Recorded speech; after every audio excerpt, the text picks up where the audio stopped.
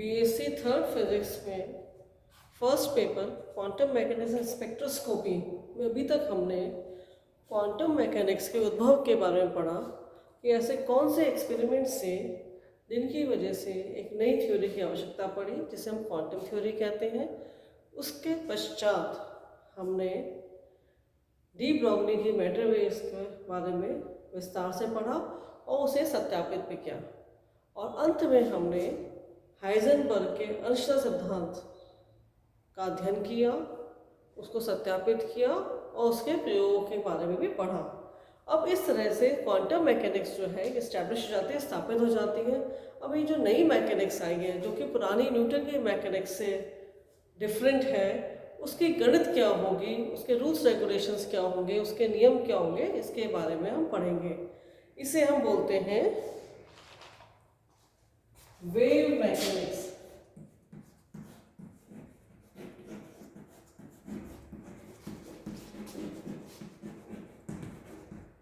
तरंग यांत्रिकी।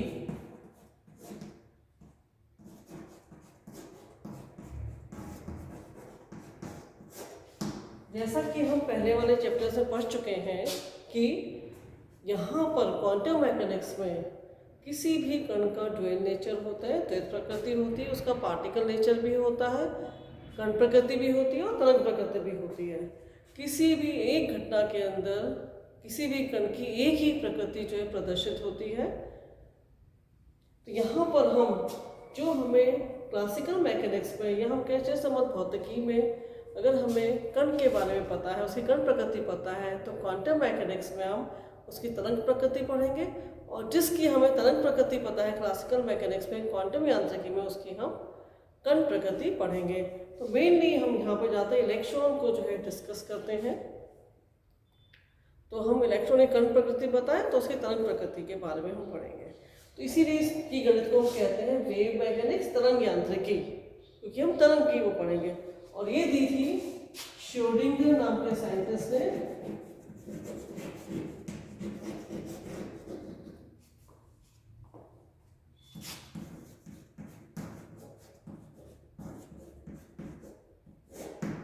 इसलिए उसके नाम पर इसको श्रोडिंगर वेव मैकेनिक्स भी कहते हैं। तो वेव मैकेनिक्स पढ़ने से पहले हम कुछ चीजें पढ़ेंगे। हमें पता है कि किसी भी कण की ऊर्जा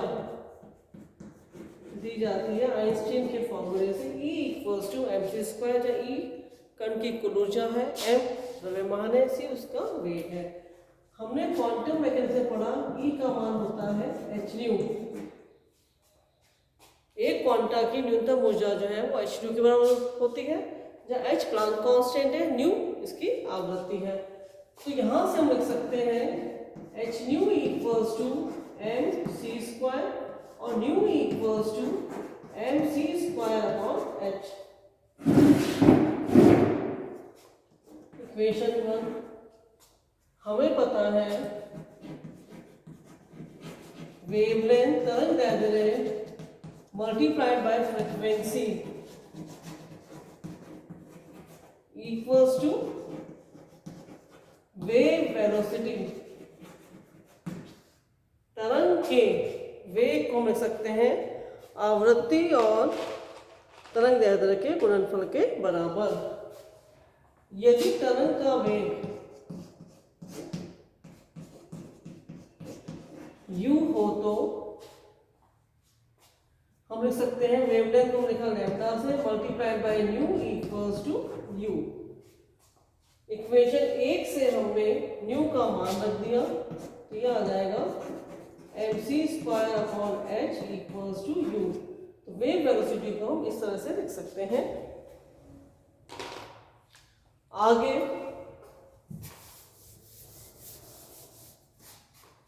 डी ब्रॉगली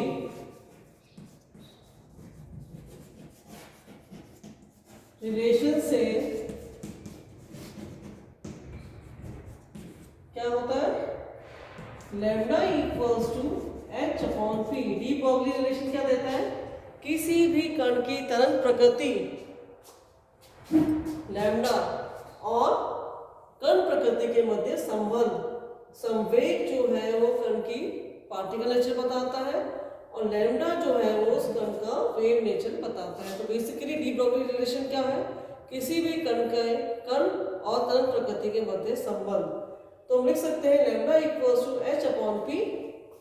यहाँ इसको कर लेते हैं इक्वेशन 2 में ये मान रखेंगे तो क्या हो जाएगा?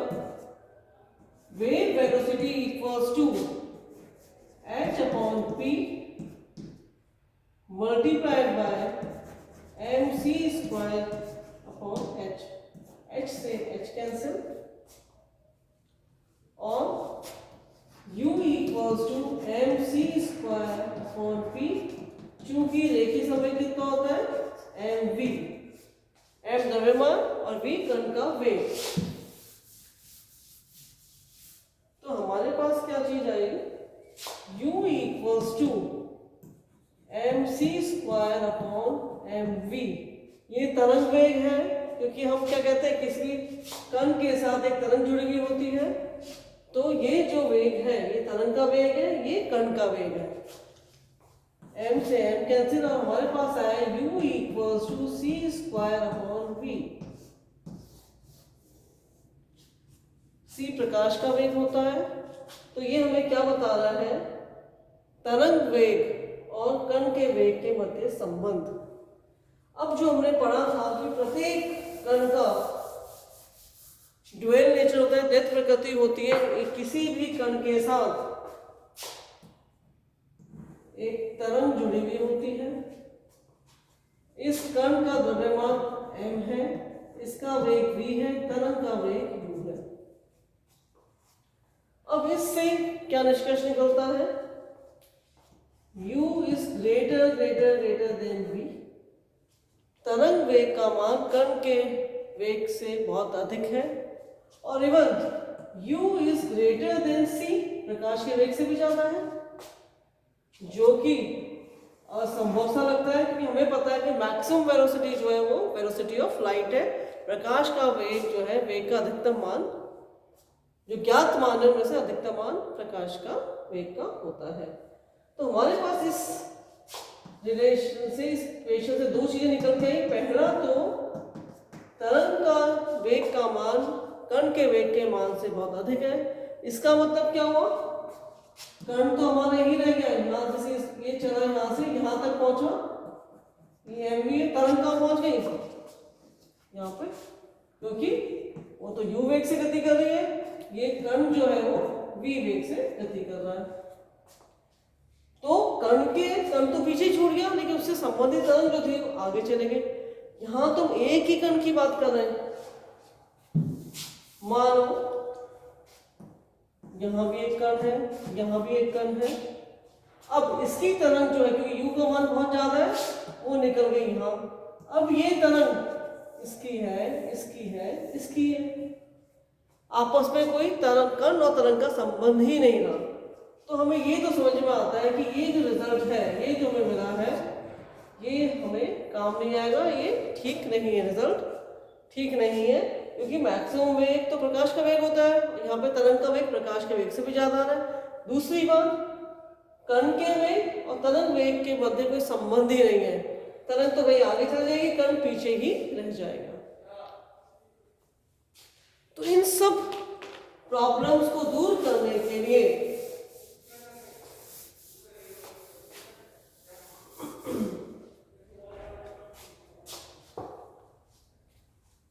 तरंग पैकेट, वेव पैकेट की संरचना की गई।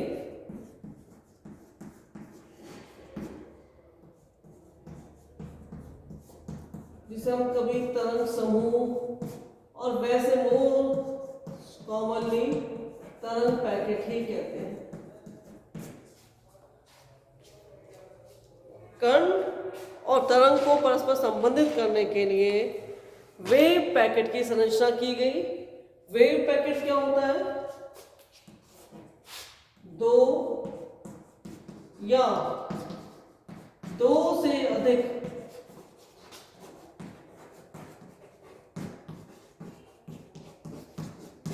तरंगों का समूह।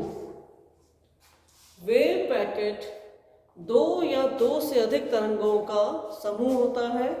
ये सब तरंगें माध्यम में एक ही दिशा में संचरित होती हैं। इन सब का आयाम लगभग बराबर होता है। इन सब की आवृत्ति भी लगभग बराबर होती है। फिर रिपीट कर रही हूँ, तरंगों का समूह दो या वेव पैकेट, दो या दो से अधिक तरंगों का वह समूह होता है जो कि माध्यम में एक दिशा में संचरित होता है। इन सभी तरंगों का आयाम लगभग बराबर होता है और इनकी आवृत्ति भी जो है वो भी लगभग बराबर होती है। तो जब ये तरंगों का समूह किसी माध्यम में एक ही दिशा में संचरित होता है तो अध्यारोपण के सिद्धांत से किसी स्थान पर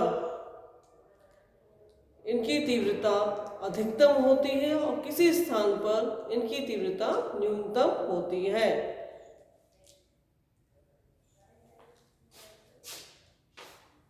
फिर रिपीट कर रही हूँ, जब भी दो या दो से अधिक तरंगें किसी माध्यम में एक ही दिशा में संचरित होती हैं और इन तरंगों के आयाम आवृत्ति लगभग बराबर होते हैं तो अध्यारोपण के सिद्धांत से किन्हीं स्थान पर परिणामी तीव्रता का आयाम अधिकतम होता है, या आयाम अधिकतम होगा तो तीव्रता अधिकतम होती है, तीव्रता अधिकतम होती है और किन्हीं स्थानों पर तीव्रता जो है न्यूनतम होती है, जैसा कि व्यतिकरण में होता है। व्यतिकरण भी यही होता है, जब दो या दो से अधिक तरंगें एक ही दिशा में संचरित होती हैं तो अध्यारोपण के सिद्धांत से किसी स्थान पर तीव्रता अधिकतम, किसी स्थान पर तीव्रता न्यूनतम होती है। जहाँ तीव्रता न्यूनतम होती है वहाँ पर हम कहते हैं समकोशी व्यतिकरण हुआ है, जहाँ तीव्रता न्यूनतम होती है वहाँ हम कहते हैं विनाशी व्यतिकरण हुआ है। और तरंग पैकेट जो है उसमें जहाँ पे परिणामी तरंग की तीव्रता अधिकतम होती है वहाँ कण के पाए जाने की प्रायिकता भी अधिकतम होती है, और जहाँ कण के पाए जाने की प्रायिकता अधिकतम होने के पश्चात दोनों तरफ जो है प्रायिकता या इसका तीव्रता कम होने लगती है। माना यहाँ कण है तो इस तरह से ये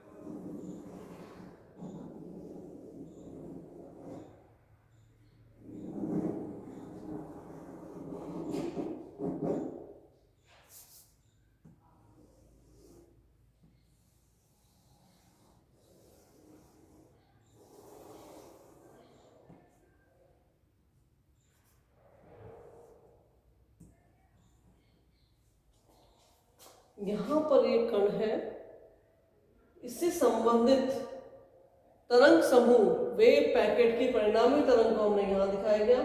जहाँ पर कण होता है वहाँ तरंग का आयाम में तीव्रता अधिकतम होती है। फिर इस कण की दोनों साइड तीव्रता जो है वो घटने लगती है और धीरे धीरे ये शून्य की ओर अग्रसर होती है। तो इस तरह से इस कण के साथ एक तरंग नहीं जुड़ के तरंगों का समूह जुड़ा हुआ मानते हैं। अब ये तरंगों का जो समूह जुड़ा है उनकी जो परिणामी तरंग बनी है उसका इस कण से क्या संबंध है वो हम निकालेंगे आगे।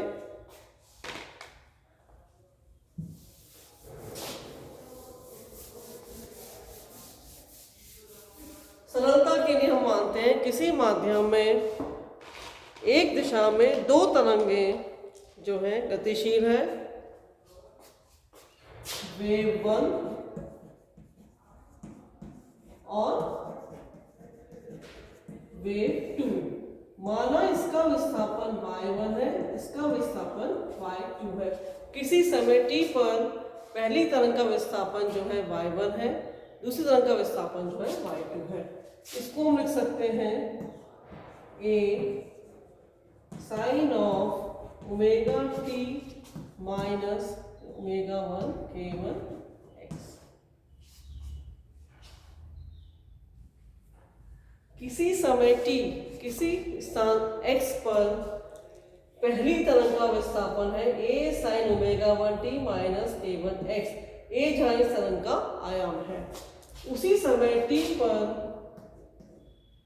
और स्थिति x पर वेव 2 का विस्थापन है y2, आयाम इसका भी लगभग बराबर होगा और हम लिख सकते हैं इसको sine omega T minus k2x, जहां पर कि ओमेगा 1 और ओमेगा 2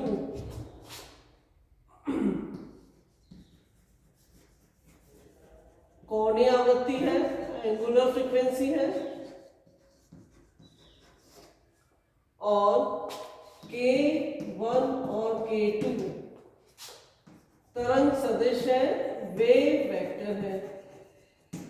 जब हमने वेव पैकेट की डेफिनेशन की थी तो हमने कहा था कि जब भी दो या दो से अधिक तरंगें माध्यम में एक दिशा में संचरित होती हैं तो उनके आयाम लगभग बराबर होते हैं, उनकी आवृत्तियां लगभग बराबर होती है। तो हम यहाँ पे कह सकते हैं ओमेगा 1 ओमेगा 2 में ज़्यादा डिफरेंस नहीं है, ऐसे k1 और k2 में ज़्यादा डिफरेंस नहीं है।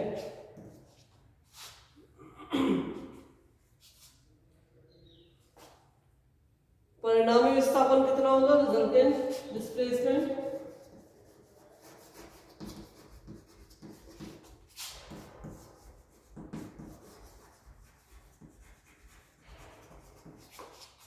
y equals to y1 plus y2, दोनों तरंगों के वेग को जोड़ देंगे तो परिणामी विस्थापन जो है, ये परिणामी तरंग का विस्थापन को हमने y से लिखा, इसका मान होगा y1 प्लस y2।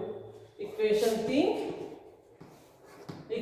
3 इसको हम लिख लेते हैं, sorry equation 1, equation 2 and equation 3। Equation 1 और 2 से मान इक्वेशन 3 में रखने पर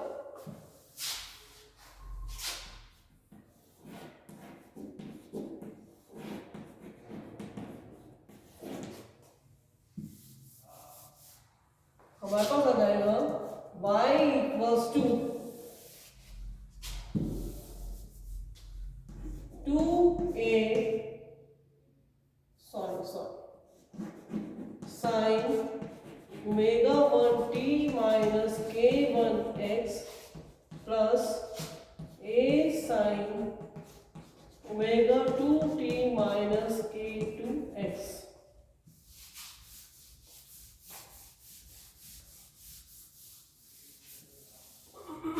और y equals to 2a sin omega 1t minus k1x plus omega 2t minus k2x।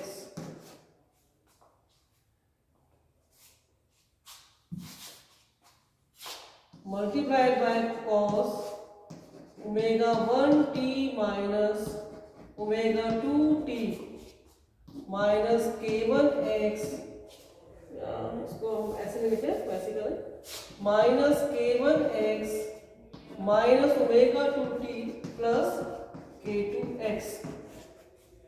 क्या फॉर्मूला होता है sine A plus sine B का, sine A plus sine B equals to 2a sine a plus B upon 2 and cos a plus a minus B upon 2। तो हम क्या करेंगे, यहाँ पे इसको ये 2 से डिवाइड भी कर देंगे। जिसको याद नहीं हो याद कर ले, sine a plus sine b equals to 2a sine a plus b upon 2 cos a minus b upon 2। ये फॉर्मूला इससे हमने ये निकाला।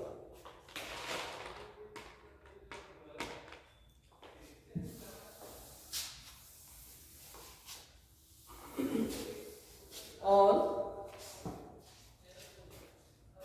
y equals to 2a sign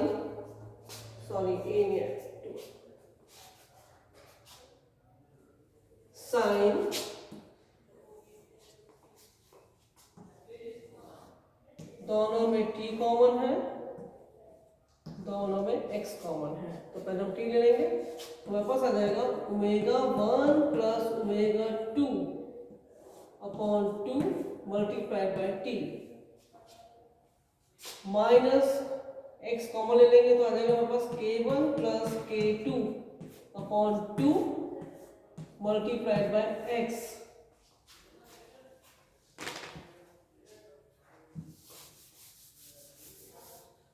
और इधर cos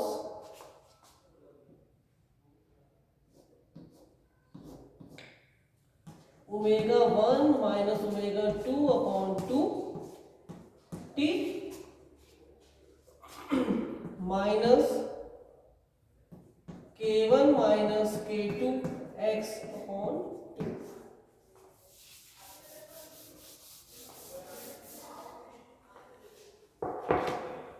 चूंकि इसको कर लेना पहले इक्वेशन 4, चूंकि omega 1 is almost equals to omega 2, इसको लिख सकते हैं इक्वल्स टू ओमेगा।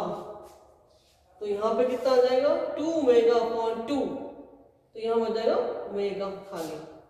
ठीक है, यहां पे हमने लिखा ओमेगा 1 प्लस ओमेगा 2 को लिख सकते हैं यहाँ पर 2 ओमेगा के बराबर, 2 से 2 कैंसिल हो गया तो यहाँ आ जाएगा ओमेगा। इसी तरह से हमने किया था k1 is almost equals to k2, इसको हमने लिखा k, तो यहाँ पर आ जाएगा 2k अपॉन 2, तो k बच जाएगा। ठीक है, आगे चले, ओमेगा 1 माइनस ओमेगा 2 लगभग बराबर है, बराबर तो नहीं है, तो यहाँ पर हमने लिखा ओमेगा 1 माइनस ओमेगा 2 को हमने लिखा d ओमेगा से, जो भी डिफरेंस है। ऐसे ही k1 माइनस k2 को हमने लिखा d k से। इक्वेशन 5 से मान 4 में रखने पर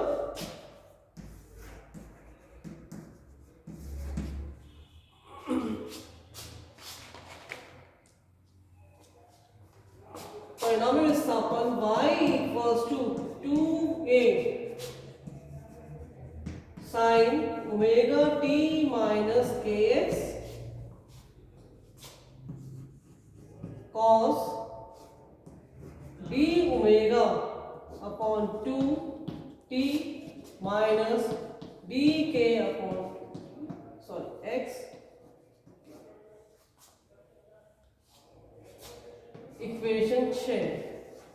इक्वेशन 6 परिणामी तरंग के विस्थापन को प्रदर्शित करता है। समीकरण 6 को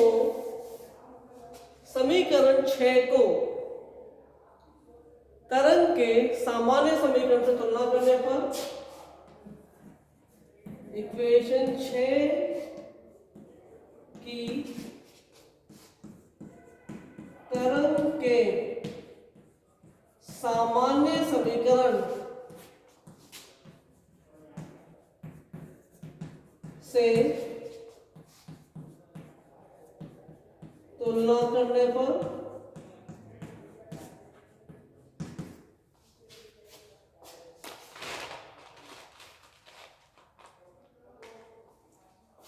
तरंग का सामान्य समीकरण क्या होगा?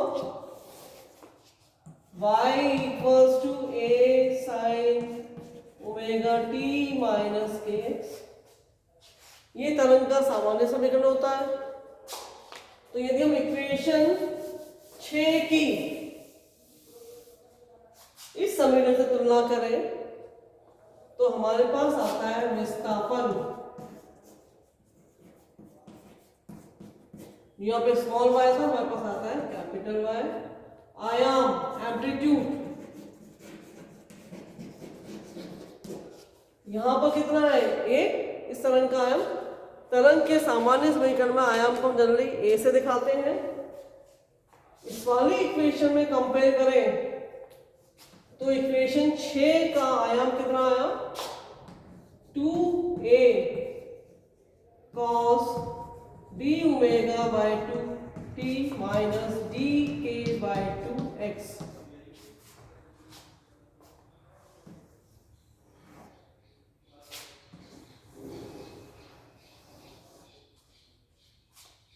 ये क्या बता रहा है? परिणामी तरंग का आयाम और साइन ओमेगा टी माइनस के एक्स, तो हमारे पास आई रहा है साइन ओमेगा टी माइनस के एक्स। तो इक्वेशन 6 में देखें तो इक्वेशन 6 परिणामी तरंग का जो विस्थापन बता रही है, परिणामी तरंग को जो प्रदर्शित कर रही है इक्वेशन 6, उसका आयाम का मान आता है 2a cos omega T T omega T upon 2 minus D के अपॉन 2x। हमें पता है चाहे साइन हो चाहे कॉस हो, दोनों ही हार्मोनिक फंक्शन है, आवर्ती फंक्शन है। तो इसका मतलब क्या हुआ? समीकरण 6 में तरंग के साथ साथ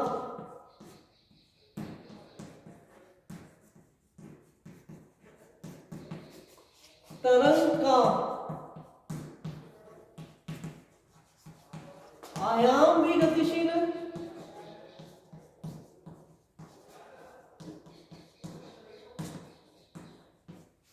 क्योंकि ये भी तो तरंग का समीकरण है। एक ऐसी तरंग का समीकरण है जिसका आयाम तो 2 है और ये इसका गतिशीलता दिखा रही है, जिसकी आवृत्ति डी ओमेगा है, जिसका वेव वेक्टर डी के अपॉन 2 है, आवृत्ति डी ओमेगा बाय 2 है। तो हमें एक नई चीज क्या मिली कि जब भी दो या दो से अधिक तरंगें माध्यम में किसी एक दिशा में गतिशील होती हैं तो अध्यारोपण के सिद्धांत से परिणामी तरंग का आयाम कहीं पर अधिक कहीं पर कम होता है। जहां कण के पाए जाने की संभावना अधिकतम होती है वहां परिणामी तरंग का आयाम भी अधिकतम होता है। परिणामी तरंग के गणितीय विश्लेषण करने से हमें इक्वेशन 6 प्राप्त हुई, जहां हमने सिंप्लिसिटी के लिए, सुविधा के लिए खाली 2 ही तरंगें ली, तो हमें ये इक्वेशन 6 प्राप्त हुई। इक्वेशन 6 में हमने देखा कि परिणामी तरंग के साथ साथ परिणामी तरंग का आयाम भी गतिशील है। अब इस चीज का क्या मतलब होता है, इसका क्या भौतिक सिग्निफिकेंस है, इसको हम नेक्स्ट वीडियो लेक्चर के अंदर पढ़ेंगे। ठीक है, थैंक यू।